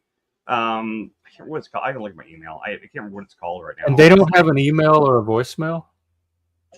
Well, yeah, they have an email, but they say that the next step is to call this number and start this process. And I can't do that if I can't Or actually email them and tell them you're trying to call the number and not getting anybody. I believe I did that last week. Let me see here. I'm looking right now. Yeah, VR services, which that confused me at first. I was like VR services, which is vocational. I have to go through this company called Vocational Rehabilitation Services, and Oh, that's a state thing. yeah, it's a state thing. Yeah, I and they've see. been Yeah, like, that's going to be a big long process too. yeah, but I have to go through them in order to get any kind of aid for getting into the peer counseling program, because like I said, even the I see. first two classes still cost like I think it's like $600 for the first one, and then they get cheaper after that. But which is better than a lot of places. You know, a lot of education things like that, they charge you more for like the later classes. You know, it gets higher and higher prices. But these actually get cheaper and more subsidized as we go along. So that's helpful. Sorry, she's loud. Which reminds me, I have to renew my food stamp thing today. I forgot about that. I have a doctor's appointment tomorrow, but it's just they're just like doing a checkup on the rib situation. But I have to go. I don't. I forgot all about I that. only It mentioned because I seemed- may not be back here in time for 2 because the doctor's appointment was at 12:30 and it's all the way across town. I'm not even sure where to get there. We have no gas, but I've got to figure out a way to get gas to get there. Hopefully, some Poshmark thing will come through or something. And But, since it's just a checkup, can they do a telehealth and just check in with you? no, because they're going to do X-rays and see how they heal. Okay. Yeah, they have to do X-rays and stuff like that.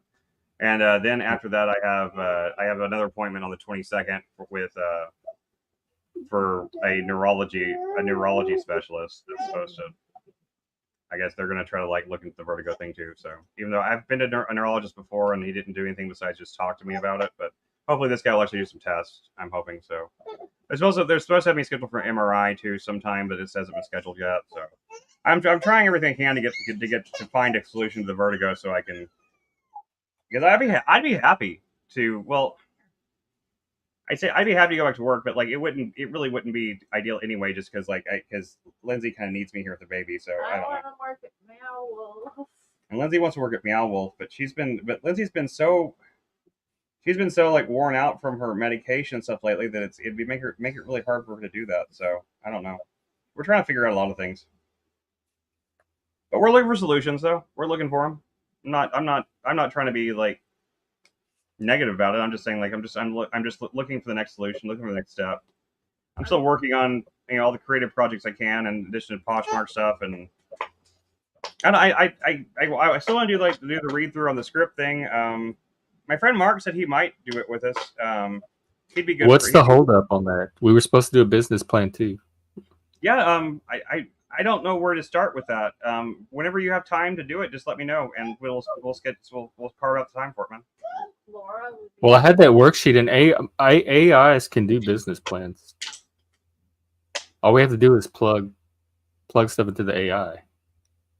All right, well, let's do it then. Let's carve out a little time and let's talk about what I don't know. I have not worked with the chat bots that much, the chat AIs that much, so I don't really know much about how to prompt them. I haven't learned the AI prompting thing yet. it's something I need to learn, and I plan to, but I haven't actually messed with it. It's not that hard. You just talk to it like you would a person, and you just gradually refine your question based on whatever answer you're getting until you get it the answer that you're looking for. Okay, I remember some people a little while back were talking about how AI prompting was going to be like one of the next big fields. Like it was going to be, Yeah, I have figuring a out- friend that's working in it. It is. There is kind of an art to it, but it's nothing that neither one of us can figure out. I mean, I'm really good at doing specific Google searching queries, so I usually find stuff with Google. It's kind of like that, like just like refining a Google search. It's very similar. I wonder if it has any like the secret code type things in like the because like in Google, like there's like certain like you can add, you can subtract certain result terms and stuff like that. Like a lot of people don't know about that kind of stuff. There's like some coding you can put into the. Well, Google. you just do it in plain language, and the AI. No, you don't have to translate into some special code. The AI will know what you're talking about without it. Hey, there. Hey there. Who's that? Who's that? What are you Hey, Juniper. You're. Looks like you're our show today. We lost Trad. We lost I don't know what viewers. happened to him. I guess he didn't want to talk about. Well, we were talking about housing stuff for an hour. I mean, he could have jumped in though. I thought he was talking about. Maybe it he had nothing to say. I don't know how interesting that is to people that are not policy geeks. I mean, I'm not even a policy geek. I'm just someone who actually has a housing crisis myself. So I'm just in it. That's all. Well, Dolbez probably went to bed. Isn't this usually when he's like his bedtime? Yeah, I think it's late there. So, but we can wrap up for today. We did an hour and a half. Oh shit! It's already been an hour and a half, and that flew by. I was really hoping Jack would come on and tell us about what the hell happened last night with the. The drama. Maybe he'll do it tomorrow. Yeah. So yeah, Jack, if you're watching, come on and fill us in on the drama. Yeah, I know because whenever you checked if over. you can't do it today, do it tomorrow. I'll be here at the usual time. You checked over there at one point. And you said that DML was saying something about like Tommy was doing something, right? So it must have been related to that.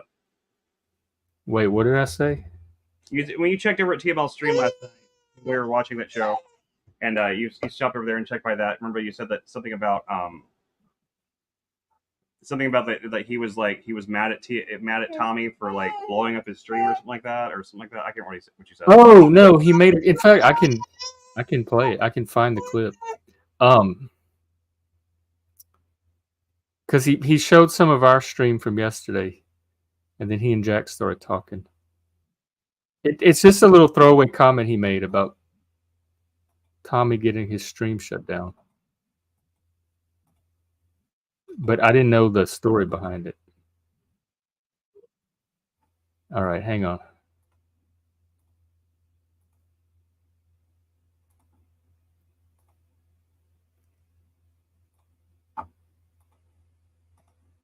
Found this out in 2019, okay? But this is what I was raised under, was Yugoslavian, but the last name is, you are on a warrior's path, nothing's stopping you. This is me.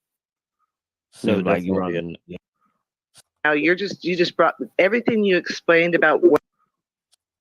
So my ancestors. Now you are on a warrior's path. Well, we may have to listen to Nothing's this. stopping you. This is me. Okay, I am this, what you just explained. And I'm not trying to be patting myself on the back, but I've had a journey. And the journey's. What's going on, Neuro? Excellent conversation that we had earlier. You know what I mean? Yeah, that's why I didn't say anything, and I didn't come back. I was actually interested to hear it, because sometimes I don't really catch everything in the moment. I think I do, but I'm trying to make sure like I'm actually comprehending. And I caught a couple of things that you said there that I didn't catch what you meant at the time, but now that I heard it again, yes. And it wraps up a nice bow on what I was discussing earlier about Aristotle and stuff, for real, you know. And even a lot of the things that you said, you know, even though you hadn't heard my presentation yet, you know. So no, like definitely.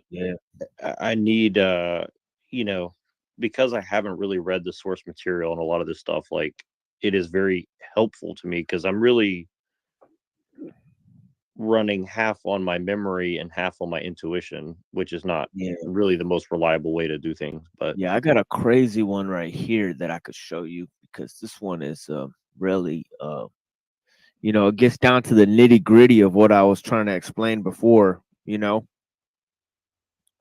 Just a quick rundown of just what this guy actually before. Stefan Molyneux, like those are the Yeah, only three before. Stefan Molyneux. Well, Like, I don't know where it is. Maybe it was a different part of the stream.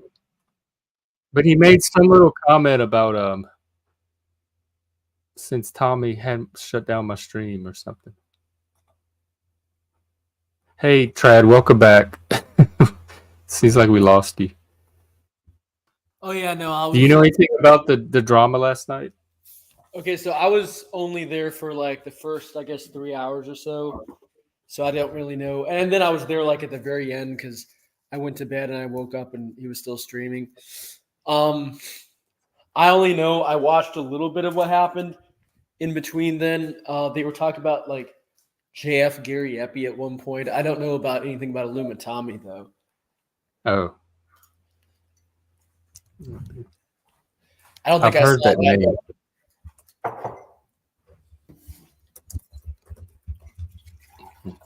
Was there drama or something? Oh, I know there was drama with that guy enslaved by truth last night.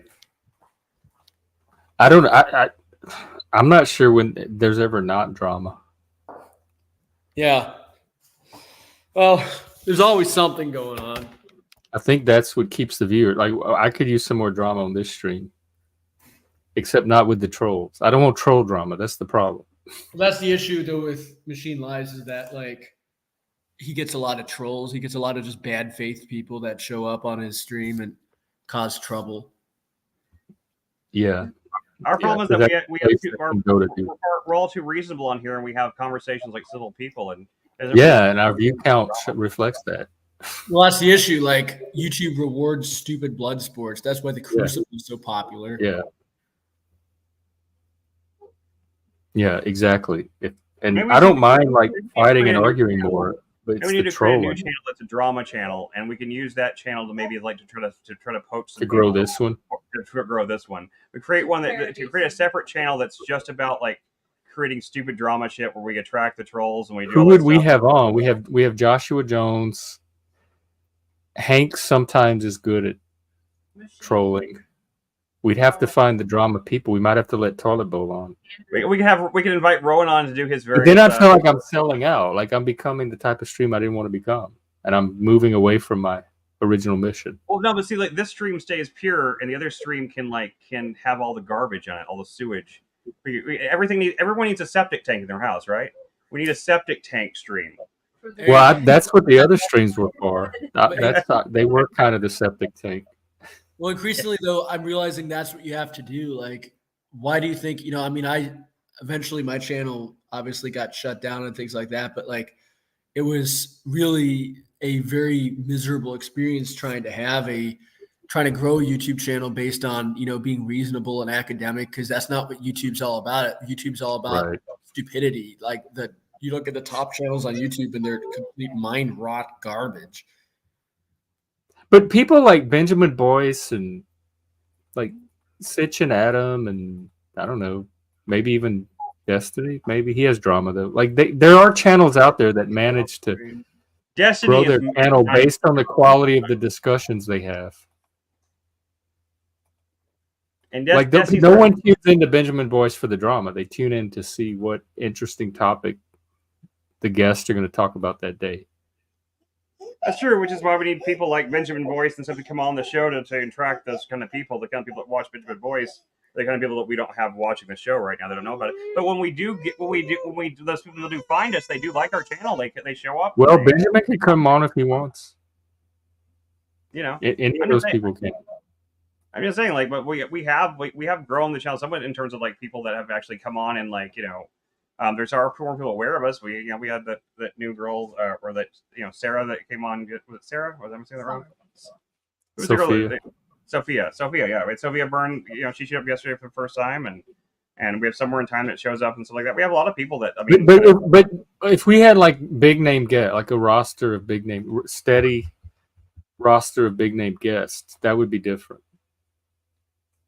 I mean, I kind of wish Paul would come on more. I every time he shows up, I think it's usually interesting. He will come on if there's an actual topic to talk about, and we like it needs to be more of a Benjamin Boyce style show where we bring guests and we talk about particular topics with those guests, and maybe do the panel afterwards. We have at like the end.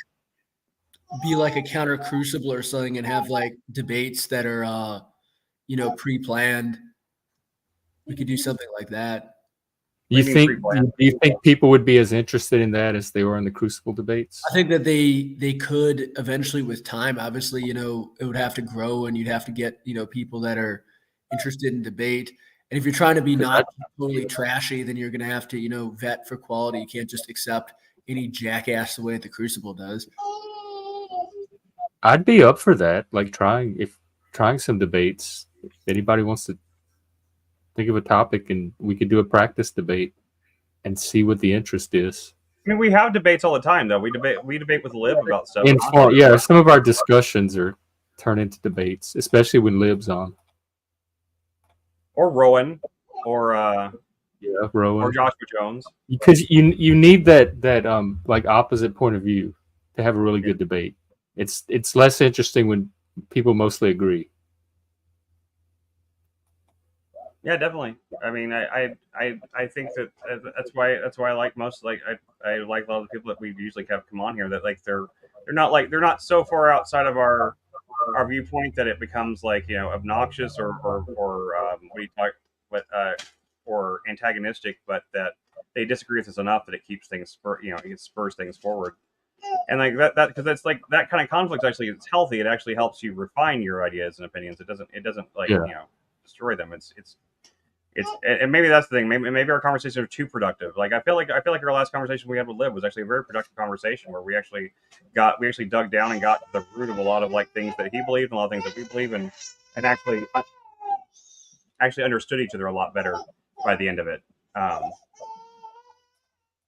would say the only, and I admit that there's a lot of these streams I haven't seen, but the only real blood sportsy thing I remember is me and Flow State last week.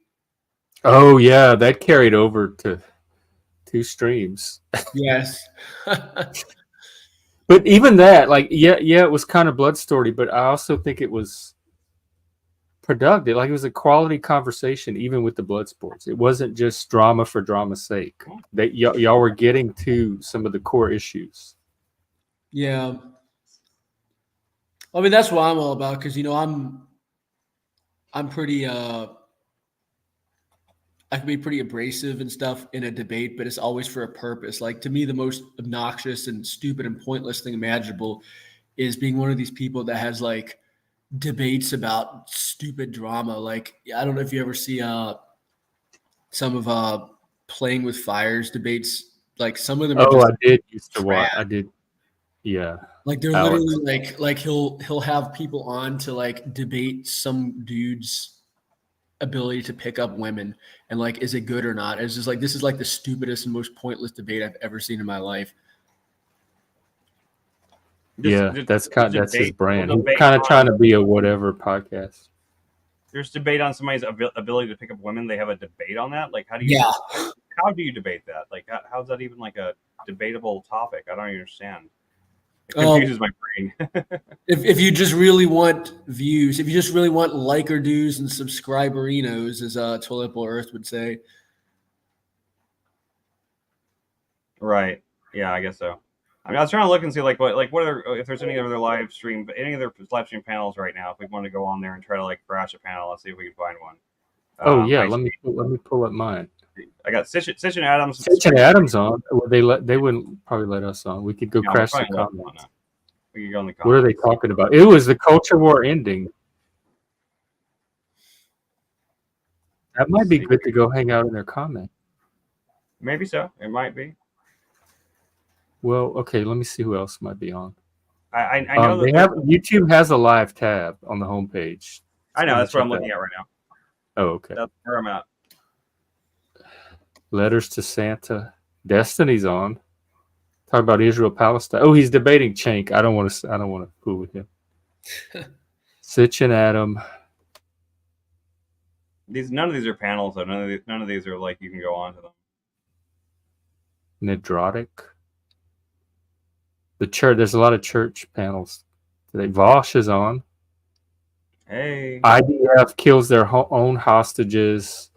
So is Vosh Palestine or Israel? I think he's Palestine. He's Palestine. Oh yeah, we should. That's one thing we could talk about, like that Bill Maher thing. You watched it too, right? Because you reposted it. Like that was pretty good, wasn't it? I thought it was one of the best mainstream media takes I've heard on Israel Palestine so far. Yeah, I do too. I had a few Israel Palestine tweets, but I was saving them. I know, but I mean that was one where like I didn't that was like one of the first times I saw somebody talk about it in mainstream media where I didn't like it didn't make me sick at the end of it. I was like, not only is he like he's giving some empathy, he gives some empathy towards the Gazans. He's not saying they're all monsters, but he's also saying that like what Israel is doing.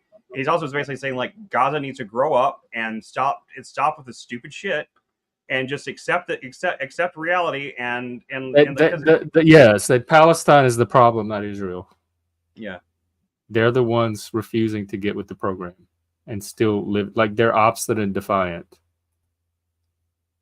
I mean, he lists off all the things we've listed off. But I thought he did it. That was like one of the best written monologues he's done in a long time. He laid out his case really well and actually explained where he was coming from and everything else about the. I know. I was really impressed with it. I haven't agreed with Bill Maher that much in a long time. That was surprising for me. Does anybody know? Like, it looks like you remember Chaotic Truth. We used to have a channel called Chaotic Reacts. It's gone now. Oh, what? Because I used to hang out and troll in there sometimes, but it's like, yeah, like I looked it up. It's still, the channel's still there, but I guess all the videos have been privated. Like if you click on it, there's no videos. So I looked up open panels. Joshua Jones was involved with them. Maybe he would know. Joshua, if you're out there, come and tell us what happened. I looked up open panels. They're live right now. There's some channel called just somebody named Jordan M that has a live open panel right now. I have no idea who he is, no idea what it's about, but he's doing an open panel. He's got 60. Wait, what did you do? You typed in open panel? I typed in open panel in the search bar and then switched the live filter tab. Okay, let's see. Oh, see, it's given me different ones based on our algorithms. Probably so. Here's one that I just put that in the private chat. There's one that I found that's like somebody doing an open panel. Most of these are just like streams of ambient noises and stuff like that. So they're not beautiful really piano music 24/7. Piano and fireplace. Piano and rain. These are not panels. The one I sent you was a panel though. Well, I just clicked on it for 5 seconds and I heard the word hunter-gatherer, so I'm already interested. Oh, you want to go on? Jordan M. Let's see what he's about. Here's another one I just found called... he has 90,000 subscribers. Yeah. Here's somebody named Lord Doc. What's the Uma? Oh, stop the Uyghur genocide. He looks like he might be a leftist. Well, that's fine. Goes to the Uma Welfare Trust. What is that? You always talk to those people. May Allah reward you. And he's a little white guy.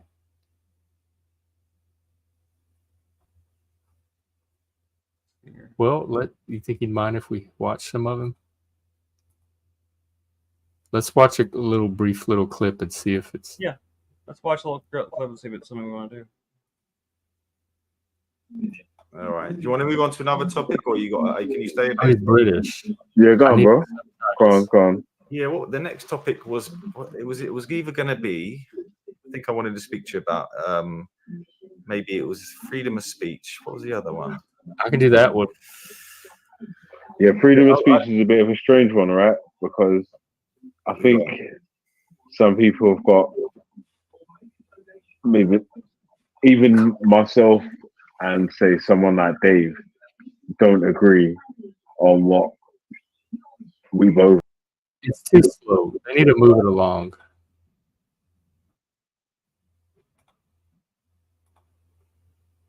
Let me I'm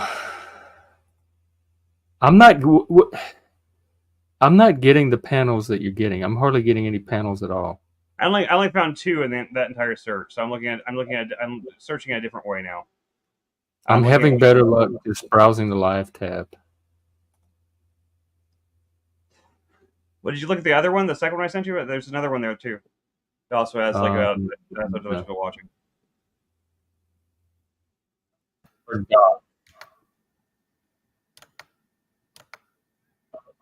It sounds like a machine panel.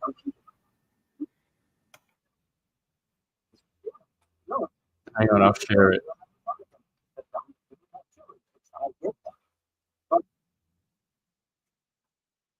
Oh wait, wrong screen.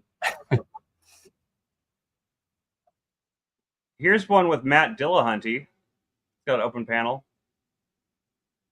But I'm just telling you. I'm not. If you let her back, I'm just.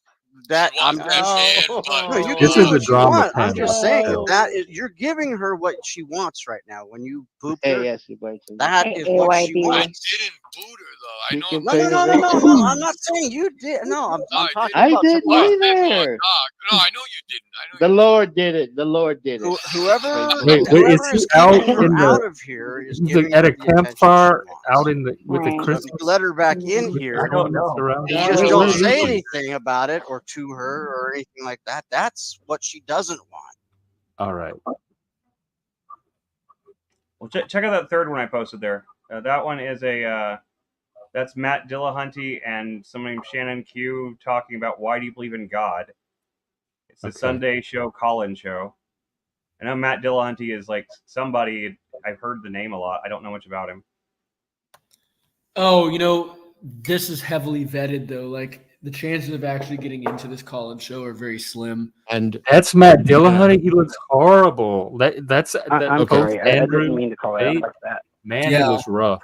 Well, I'm having difficulty following your stories of people dying around you and your family blaming you. Wait, that's and a he, then him? You falling in love with someone. Or is this a Yeah, caller this is on the Matt phone? Dillahunty's audience. He's very woke. You just repeatedly talking on the misgendered phone. them for the whole thing, and evidently your dad gave you shit about being gay.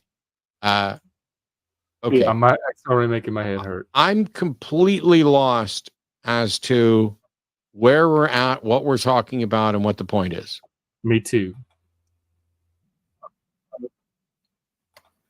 Yeah, Matt Dillahunty, every debate I've ever seen him in, he lost pitifully. Like I don't take him seriously. I think it's a sign that the algorithm is biased that people like him get an audience.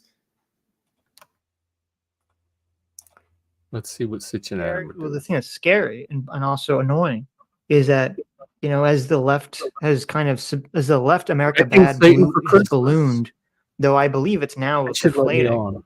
It's like now you have a right America bad is ballooning, but is how big is that balloon going to get? Is really the question. The difference is the left is America bad even when they're in power.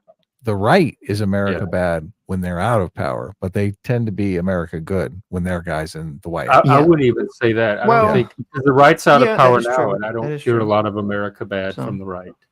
So I if hear you left flip on a bad. dime on the right. That's true. The left. I disagree. It's not Y'all gonna let me flip. on. Yeah, maybe. I mean, I'm a lot of this animus, a lot of this energy. I'm curious as to how much of it will persist if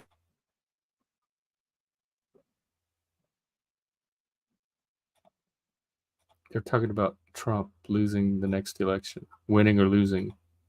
He's not even on the ballot yet. There's another one. I can't tell if it's a call-in show for sure or not. It's called the Heathen 24/7 live stream, and Ooh. it says there's links to some. It links not to a StreamYard link, but to some other.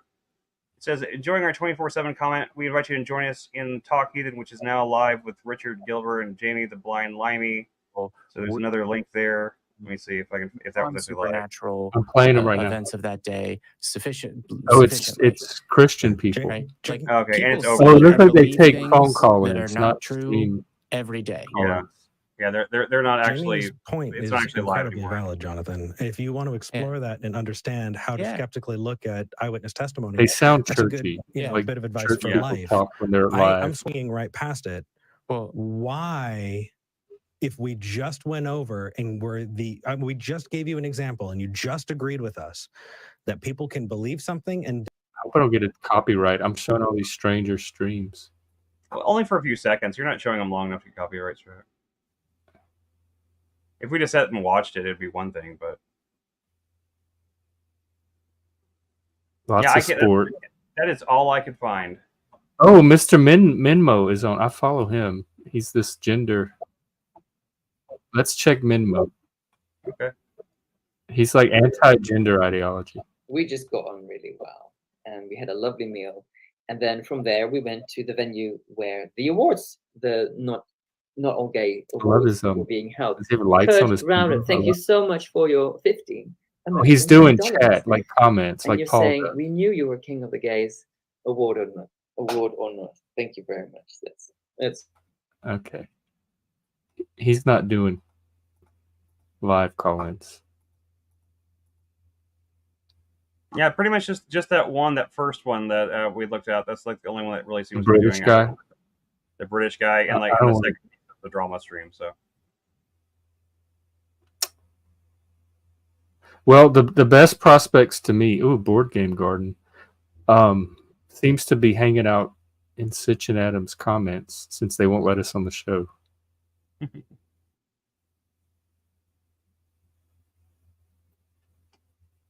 that's fine. I mean, yeah, we could do that.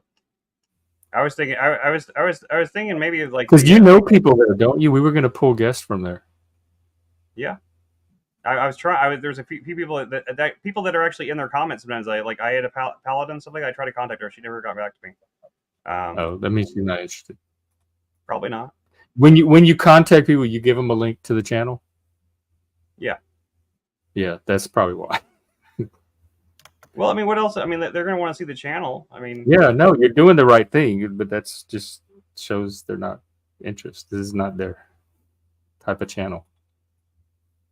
I mean, we're not exactly polished and professional here. So not. people that are looking for something more fancy. I'm about to redo my streaming setup here in the next couple of days. I have to move a whole bunch of stuff to get this. I'm going to start using my iMac over here that's set up. That I just gotta attach the camera to it and switch to it and see. Assuming that it'll run streamer and everything. Okay, it's older, so I don't know how well it's gonna work. But I'm gonna try to switch to that, and like I'll be sitting in a chair and it'll be a little bit more professional looking. Maybe that'll help. I don't know. We talked about dressing up and looking professional, and I keep forgetting. I don't know if I have a tie, but I could maybe find one. I wasn't going to do a tie, but I mean, I did the last 2 days. I did dress up. Not today, but I had my sports. Because if we look like professional thinkers, like we know what we're talking about, we look scholarly, and like we get paid to do intelligent things, people might take us more seriously. Remember that thing I showed yesterday about professionalism, and they had appearance and demeanor and how it's important in a workplace. It's that part. It's all the stuff I'm bad at, but giving a certain presentation to win credibility from your audience. To me, it's fake. It's phony. Like, I don't want to have to dress up a certain way before people think I'm worth listening to or not, but I'm willing to try it. Yeah, me too. I was trying to look at some of these other like live panels. Some ways, some of the ways I've been able to find other live panels has not been through search, but by looking at the connected channels to some of these ones that do. Oh, yeah. But I haven't. But like a lot of these don't have anything listed, so I can't. Oh, there's somebody named Satan chatting in Sitch and Adam's channel. Okay. I think I should get over there. I think I belong there today because they're talking about that satanic exhibit. So that's a lot to. Yeah.